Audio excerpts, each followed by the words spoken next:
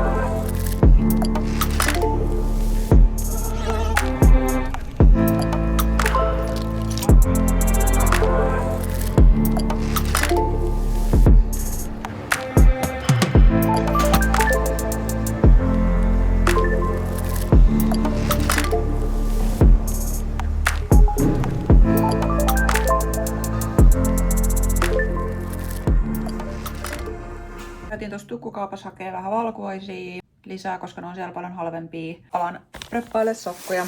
Eli ihan kananfilepihvit leikkasin ja laitan 10 minuutiksi airfryeriin 180 astetta. Ja sitten mä sekoitan, koska täällä on sen verran paljon, niin laitan taas 10 minuuttia lisää.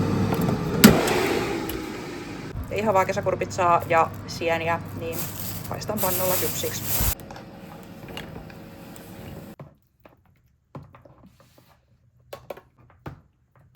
Tilasin 2 samanlaiset sortsit Petteriltä. Nämä on mun lempisortsit ja mulla siis oli nää. Unohtu sitten salille ja eipä niitä sitten enää tietenkään siellä ollut, joten oikeasti mä tiedän kuka ne on ottanut ja näin, koska siis mä olin niin käyttänyt niitä niin paljon tälleen, niin noi pääkallot ja kaikki oli tietyllä tavalla kulunut siitä, koska mä olin pessy niitä niin paljon ja näin, niin jos mä näen salilla mun sortsit, niin mä menen raivoamaan sillä. The next day.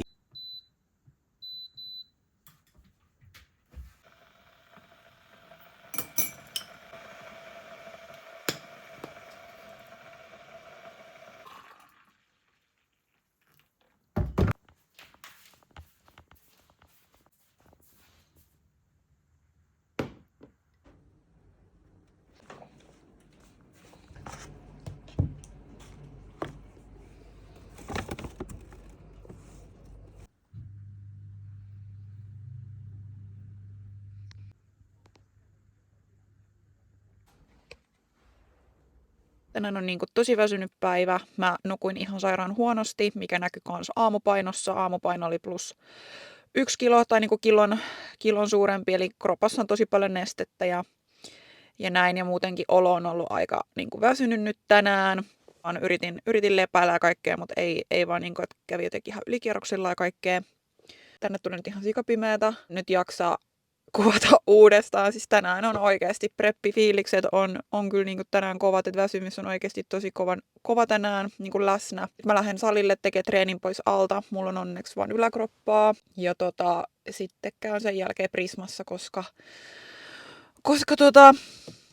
noi sienet, mitä mä ostin, niin olikin homeessa. Niin mä menen nyt sitten ostamaan uusia sieniä, niin mä saan mun aamumunakkaaseen ees jotain muuta kuin valkuaisia ja kesäkurpit saa vähän sen, että no niin, nyt mä oon täällä ihan pimeydessä. Siis tällaisina väsyneinä päivinä niin ei auta mikään muu kuin vaan mennä sinne salille. Prepillä tää korostuu, mutta ei todellakaan voi mennä omien tunteiden mukaan, vaan pitää pistää ne omat tunteet ja fiilikset nyt sivuun ja mennä vaan tekemään treeni, koska se on tehtävä. Et työt on tehtävä ihan sama mikä fiilis on. Mä seison tällä hetkellä ruuhkassa, koska täällä on kaikki tiet, mistä mä oon nyt yrittänyt mennä salille, niin suljettu. Joku onnettomuus käynyt, joku isompi, vai onko täällä joku poliittinen vierailu vai mitä täällä tapahtuu. Mä yritän nyt vielä yhtä reittiä, ja jos ei, niin sitten on skipattava kyllä sali täältä päivää. 2000 years later. Tunti myöhemmin olen salin pihassa. Täällä kaatamalla vettä, joten ei muuta kuin huppu päähän ja mä juoksen tohon salille sisälle ja oh yeah! Nyt on voittajafiilis. Täällä ollaan ja mikään ei meitä estä, joten let's go!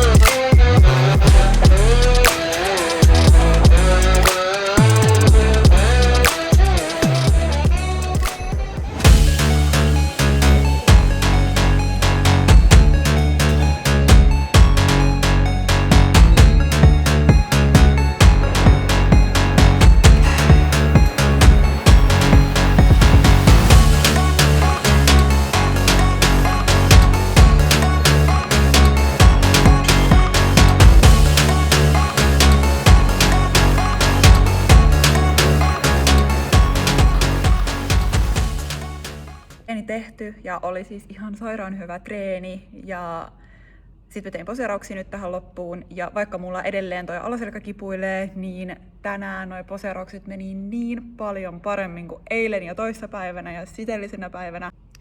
Siis jotenkin ihan sika hyvä fiilis nyt tällä hetkellä, että toi aamu lähti niin kankeasti, mutta nyt jotenkin kaikki mennyt superhyvin. Nyt salilla sai taas ihan mielen kääntymään ja näin. Ja kun oikeasti vaan tekee näin, niin pikkuhiljaa alkaa loksahtelee kohdalleen ja tälle, että mulla on ollut tosi pitkään ton selän kanssa nyt ongelmia, ton alaselän kanssa, koska siis nuo poseeraukset on todella rankkoja alaselälle, niin se on kipuillut etenkin jalkatreeneissä tosi paljon. Ollaan jouduttu tehdä aika paljon eri variaatioita, että pystyisi treenaamaan ja näin. Ennen kuin nälkäkiukku iskee, niin mä menen syömään mun eväät, jonka jälkeen mä lähden vielä Prismaan.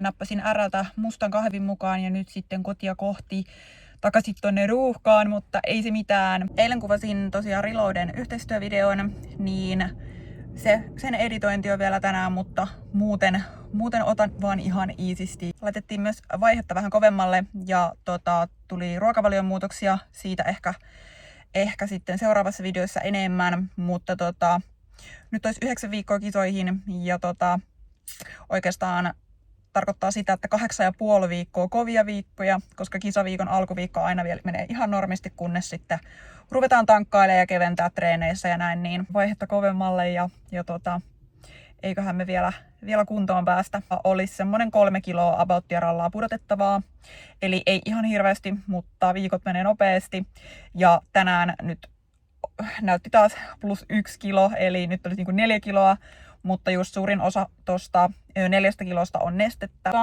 Tapahtuuko näillä muutoksilla, saadaanko vähän nesteitä liikkeelle ja ylipäätään yritän pitää arkiaktiivisuuden suht samana ja tälleen, että mä kävisin aina vähän käppäilemässä ja näin, niin sais vähän niitä nesteitä liikkeelle. Koska mulla on kyllä etenkin toi keskivartalo semmonen ja yläkroppa, mikä kerää nesteitä tosi helposti. Et jalathan mulla on niinku tosi kireet ja ylipäätään niinku ympärysmitta niinku offikunnosta ja sitten diettikunnosta, niin ei ole kuin ihan joku 5 senttiä niin ympärysmitta, reiden ympärysmitta, että mulla ei alakroppa kerää hirveästi, tai mulla ei reidet kerää hirveästi muutenkaan rasvaa, että oikeastaan mikä mulla on, niin se on toi keskivartalo, mihin se kertyy, sekä sitten selkään ja käsiin. Et jalat mulla on kyllä aina semmoiset slimmit, ja ne on myös ne, mitkä yleensä kuoriutuu ekana. Hyvin kyllä huomasi tuossa treenatessa just sen, että oli tullut kilo lisää painoa, just nestettä, koska erottavuutta ei juurikaan oikein ollut. Alkaa kyllä aika tyhjää olla, että ollaan kyllä miinuskaloreilla oltu tosi pitkään ja näin, mutta joo. Nyt mä lähden, tää on nyt ihan ylivalottunut tää video, mutta lähden ajelemaan kotiin päin ja näin, niin mä pääsen suihkuun ja syömään ja ihan vaan sitten editoimaan sitä videota ja ottamaan loppupäivän sitten iisisti ja ylipäätään lepäilemään ja näin.